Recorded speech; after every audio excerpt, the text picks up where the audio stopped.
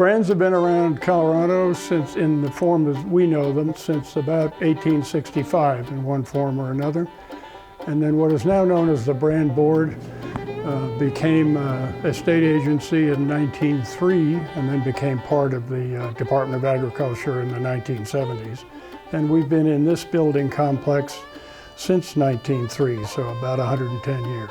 And it was put together by livestock men and women who wanted to be able to regulate and protect their herds, because our job is to protect the livestock industry from loss by theft or straying or illegal butchering. That's the simple articulation of the mission. So this building and this complex of buildings was the hub of the livestock industry in the state in the late 1800s and well into the 1900s.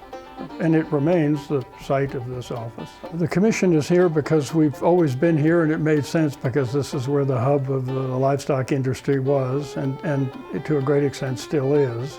The brand inspectors, of whom we have about 60 in the field, we're about 67 or 70 people overall, but about 60 in the field.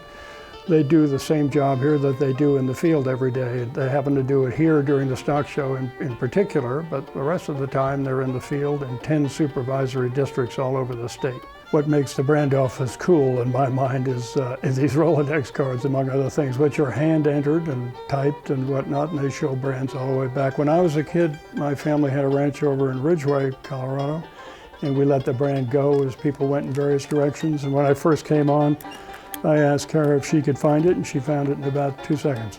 So they're all here. These are our Rolodexes. These cards here, there's approximately 35,000 of them. These are all of our current brands that are on record for the state of Colorado. We combined from county into a state registry in 1899. So as far back as our brands go in here, records is 1899.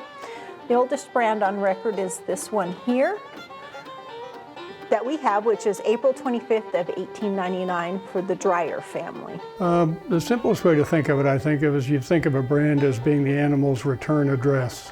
Remember that we're a state where animals have historically ranged, and then they're gathered, taken to market, and what have you. So the best way to identify your animals that are far flung when you gather them up is to have a state registered brand on them.